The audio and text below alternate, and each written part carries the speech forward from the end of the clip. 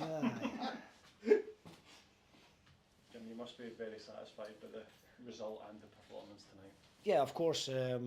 Yeah, I mean, it's job done as far as we're concerned in terms of what we looked for from the team. Really well organised shape, out of possession, doing the basics well. Defending set pieces resolutely, denying Aberdeen any real clear-cut opportunities. Armstrong has a great strike off the crossbar, but other than that, I don't think Kucherenko's had a great deal to do in the goal, and that's credit to the outfield players in front of him. And then in possession, I thought we carried the threat all night, particularly on the counter-attack with the pace of Belchek, Fata and Sapsford. But I thought Seel and Kamara, picking and choosing the moments when to settle things down and keep possession, and then on other occasions when to play forward early and get up and give good support. So yeah, the way we're trying to play this year, it's very much still a work in progress in terms of trying to get the balance between being a good defensive unit, because we've conceded far too many goals up to now. Basic errors that have cost us.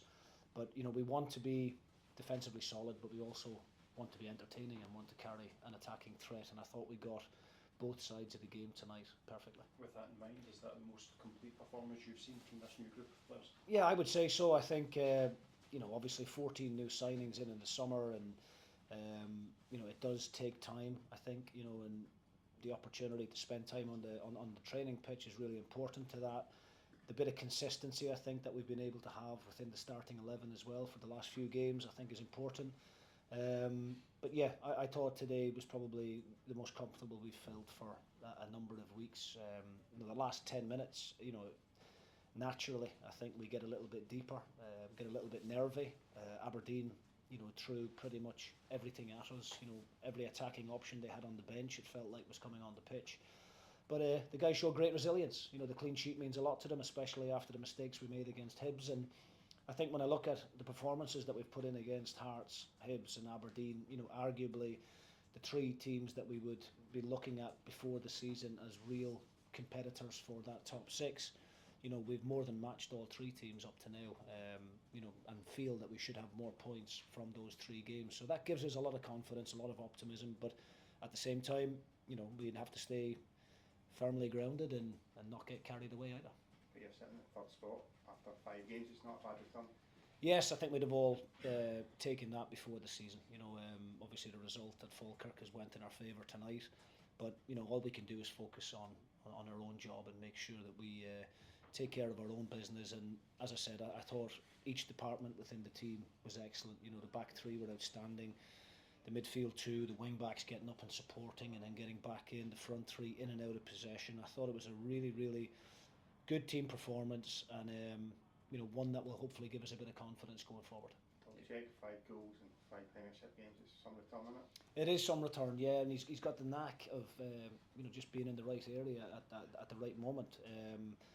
Sometimes he drifts in and out of games. I'm constantly on at him to be a little bit more involved and to go and get on the ball a little bit more and find those pockets of space. But you find it very hard to criticise him when he's had the type of impact he's had in such a short period of time. There was obviously a lot of focus on your goalkeeper for the wrong reasons after the Hibs game. To turn a bit of focus on it after a clean sheet, you must be really happy for him, and the way he celebrated it full time must have been a nice moment. Yeah, I really am delighted for Cooch, because obviously in that Hibs game, all that people talk about and highlight are the mistakes that he made. Nobody talks about the 5 or 6 really good saves that he made in the game, and I understand why that is. At the end of the day, in his position, if you make a mistake, inevitably you end up costing a goal. But I thought tonight he showed great character. No doubt he would have been nervous before the game. No doubt his confidence would have took a little bit of hit last week, but he can take a lot of positives from that tonight. And it was a really good performance. I thought his distribution all night was excellent. Obviously we want our goalkeepers to do the basics well. Catch crosses, make saves. That's the most important thing, in my opinion, that what goalkeepers should be doing. But he's also got the quality on the ball as well, and it helps us to build attacks. Vichko, I thought as well. I did think maybe third time lucky he would get one chance and one goal, but he was pivotal. Him and Pan in the middle of the pitch. Yeah, him and Kamara have struck up a really good relationship. And I'm delighted that he was available for the game tonight because wrongly was sent off and had a penalty given against him at Easter Road. So I'm glad that common sense prevailed in that one, and credit to the guys behind the scenes, the admin guys that put the argument to the SFA, because he's such an influential player for us, both in and out of possession. He drives the team forward when we have it, and he puts his body on the line when we don't, and him and Kamara have been excellent. It's quite a transformation from the first Aberdeen Dundee United game that you had here. I think it was on the 4th of March a while back. How proud does that make you to see the kind of evolution of your Dundee United team since then? Yeah, I mean, look, like anything, it takes time. We're talking about this group of players this season, but I can't take anything away from last season's group of players either. There's so many guys that aren't with us due to moving on in the summer that have contributed to the culture that we've tried to create here. Some of those guys are still with us now, obviously, but the new guys that have came in have settled in brilliantly. And credit to the support team that we have around them behind the scenes, making sure their families get settled and making sure they find the right accommodation. And I think they've all bought into what we're trying to do, and that's all you can ask as a manager at the end of the day. We'll have some really bad performances between now and the end of the season. We know that. Sometimes you'll play against an opposition that are just better, but it certainly won't be for a lack of desire or organisation or work rate in the build-up to the game. Sometimes you have off days, but hopefully we won't have too many.